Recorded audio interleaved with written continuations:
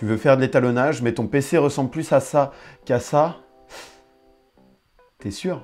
Par page, je vais te montrer une solution, comment monter et étalonner sur un PC qui est franchement moyen par l'intermédiaire des médias proxy.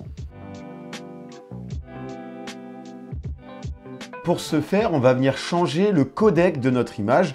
Le codec, c'est quoi? Codec, ça veut dire codeur, décodeur. Au lieu d'enregistrer 25 images pleines en vidéo, il va y avoir de la compression qui sera faite. Il y a deux types de codecs, les codecs intra-image et les codecs inter-image.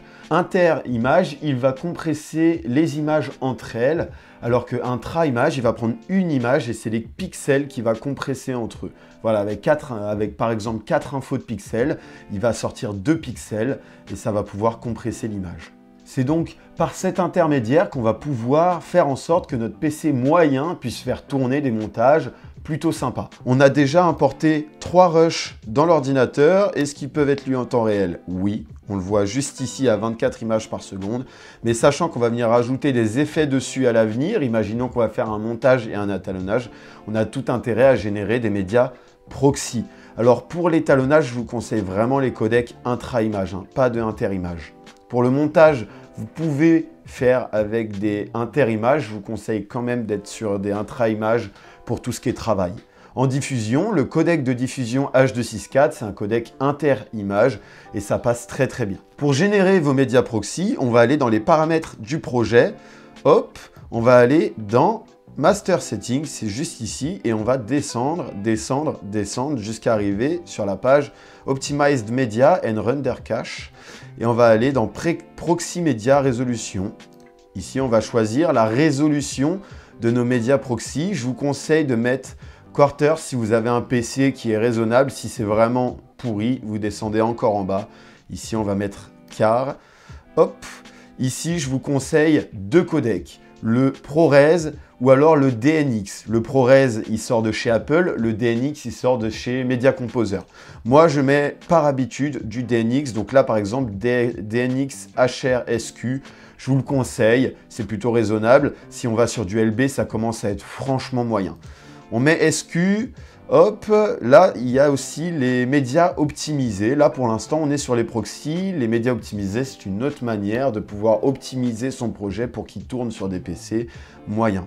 Voilà. Ensuite, on va dans Working Folder et on va venir choisir l'endroit dans lequel on stocke nos proxys. Donc, on va dans Browse et ensuite, on a accès à notre ordinateur. Moi, j'ai déjà ciblé où je voulais voir mes médias proxys. Ensuite, on met Save et on se retrouve dans notre montage. Nos proxys ne sont pas faits, ils sont simplement configurés. Pour générer nos proxys, on va venir sélectionner nos rushs dans le master, clic droit et ensuite Generate Proxy Media. Donc là, il y a un chargement, il faut attendre un petit peu. Si vous avez juste 2-3 rushs à faire comme moi, ça va être très rapide. Ça dépend aussi de la rapidité de votre machine, mais en gros, ce que fait votre machine à ce moment-là, c'est créer des nouveaux médias, faire une conversion entre les médias sources et les nouveaux médias, une conversion de codec, et elle va prendre les nouveaux médias proxy plus légers et elle va les mettre dans notre projet. Et alors là, on est toujours sur nos rushs par défaut. Par contre, on a cette icône ici avec marqué HQ. On va pouvoir cliquer dessus, préfère proxy. Et donc là, notre rendu, ce sera nos proxys qui seront de moins bonne résolution. Et alors là, on pourra lire le projet plus facilement et même avec des effets. Alors, ce n'est pas une solution magique. Si vous mettez des effets très très gourmands, ce ne sera plus le rush qui va être gourmand en performance, mais les effets. Et donc, vous pourrez mettre tous les proxys que vous voulez. Ça va toujours laguer. En tout cas, là, pour faire un étalonnage de base, ce sera largement suffisant. Et même solution pour le montage. Si on va dans la fenêtre d'étalo, on retrouve toujours ce bouton « Préfère caméra originals » ou alors « Préfère proxy ». Voilà. On se met sur proxy. Alors là, si on zoome dans notre image, on va peut-être pouvoir voir une différence, surtout qu'on a mis un codec intra-image. Là, vous voyez, c'est tout pixelisé. On va voir ce que ça donne. Voilà. Et là, vous voyez une belle différence.